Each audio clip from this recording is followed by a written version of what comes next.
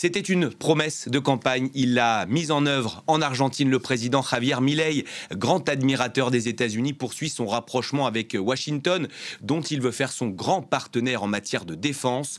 Le mois dernier, Buenos Aires a annoncé l'ouverture d'une base navale conjointe. Javier Milei a même fait le déplacement jusqu'à Ushuaia pour l'occasion. On en parle depuis Washington avec vous. Mathieu Mabin, bonjour, vous êtes notre correspondant là-bas, évidemment. Cet alignement militaire argentin sur les États-Unis, il faut le dire, il est plus idéologique que stratégique. Alors, il est idéologique, c'est certain, et on va en parler, mais il est stratégique également, incontestablement, puisque l'on parle de l'implantation d'une base navale en terre de feu, c'est-à-dire à la porte du continent américain, avec un triple accès sur l'Atlantique, bien sûr, sur l'Antarctique, évidemment, et l'océan Pacifique, qui constitue aujourd'hui l'espace stratégique le plus convoité de la planète, et notamment dans le cadre du bras de fer qui oppose les États-Unis à la Chine, bien sûr, on en parle dans presque chacune de nos éditions. Et je dirais que l'on pourrait évidemment considérer également qu'il s'agit là, pour le président Javier Milei, d'un geste de plus envers les États-Unis pour parler réarmement de l'Argentine. Le projet du président d'extrême droite, le programme sur lequel il a été élu et que vous évoquiez à l'instant, passe par la candidature de l'Argentine à l'OTAN et une grande participation du pays aux opérations maritimes de contrôle de la zone antarctique et sur sa façade atlantique de lutte contre le narcotrafic, un enjeu énorme pour les États-Unis dans la région. Le ministre argentin de la Défense était d'ailleurs à Bruxelles récemment pour porter formellement la demande d'adhésion de l'Argentine à l'OTAN. Un processus qui restera extrêmement long, évidemment. La création d'une base navale commune qui semble donc devenir un projet de plus en plus crédible, notamment après, vous l'avez dit, la visite du président argentin aux côtés d'amiraux américains, pourrait constituer un point de départ significatif de la candidature argentine, cependant. Soulignons également, au passage, que dans ses déclarations de campagne, Javier Milei a plusieurs fois évoqué le dossier des Malouines et revendiqué, souvenez-vous, la propriété argentine de ce territoire britannique. Vieille histoire qui nous ramène à la guerre des années 80.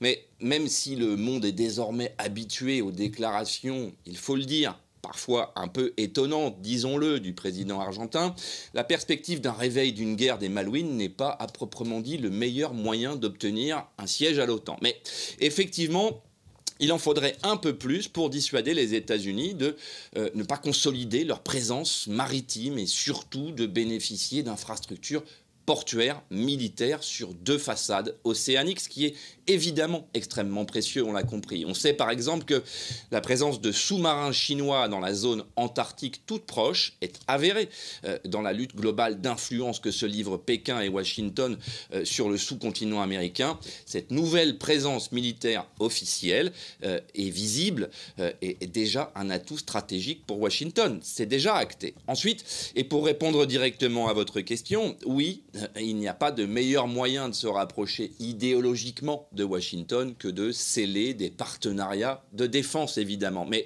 attention, l'administration avec laquelle Javier Milei dialogue en ce moment est celle de Joe Biden. Alors qu'un peu à la manière du Brésilien Bolsonaro en son temps, le modèle assumé du président argentin reste évidemment le modèle Trump et pas du tout l'ouverture prônée par Joe Biden. Même s'il faut être prudent avec les comparaisons, Javier Milei s'est fait élire sur un programme économique pour le moins original, avec notamment comme projet de renoncer à la monnaie nationale, ni plus ni moins, pour adopter le dollar américain. Et pour le volet social, sa vision ressemble au prospectus de campagne de Ron DeSantis, le gouverneur ultra-conservateur de Floride, dont on a beaucoup parlé également sur notre antenne, avec un rejet, par exemple, un rejet total de l'avortement et un projet de reprise en main des programmes de l'éducation nationale visant notamment à bannir l'éducation sexuelle de l'école, pour ne prendre que cet exemple. Et on découvre à l'antenne ces images de Javier Milei avec Donald Trump, tout sourire. Vous avez en longueur évoqué évidemment l'intérêt argentin. Du côté des États-Unis, ce partenariat aurait un réel intérêt. Vous l'avez brièvement effleuré, Mathieu. Oui, alors on ne va pas se voiler la face, dans le domaine de la coopération de défense et notamment sur le continent latino-américain, il y a quand même une vieille tradition américaine qui consiste à penser que ce qui est bon pour l'Amérique est bon pour l'Amérique, tout simplement. Et dans le fond, peu importe l'interlocuteur, on pourrait voir de la part de l'administration Biden une forme de contradiction quand on entend les positions du président argentin, une forme de contradiction dans le fait ne serait-ce que dépêcher quelques-uns des hauts gradés du Pentagone et de la marine américaine en terre de feu, comme ça a été le cas, pour étudier concrètement la construction des infrastructures portuaires communes dont nous avons parlé. Mais encore une fois, on parle ici du contrôle de la porte d'entrée de 2 océans et de l'encadrement de l'ensemble du continent américain. On parle donc d'un point stratégique majeur pour les États-Unis et pas du tout de morale. Alors évidemment, ce genre de projet ne se réalise pas en quelques jours, mais dans la course à l'influence, encore une fois, que se livrent la Chine et les États-Unis dans la région, toutes les implantations physiques seront bonnes à prendre pour les uns et pour les autres.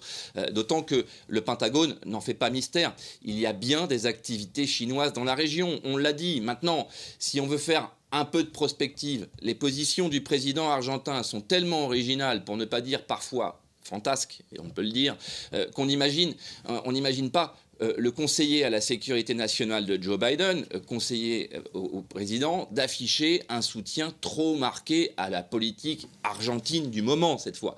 En revanche, pour ce qui est de Donald Trump, on l'a vu à l'instant, c'est une toute autre affaire. Souvenez-vous de l'attelage qu'il avait constitué avec Bolsonaro en son temps. Encore une fois, d'ailleurs, le candidat Trump a d'ores et déjà annoncé qu'il rendrait visite à Javier Milei très bientôt, et ce ne sera pas leur première rencontre. Merci beaucoup Mathieu pour toutes ces explications sur ce rapprochement militaire donc entre Buenos Aires et Washington. On vous retrouve très vite Mathieu, merci.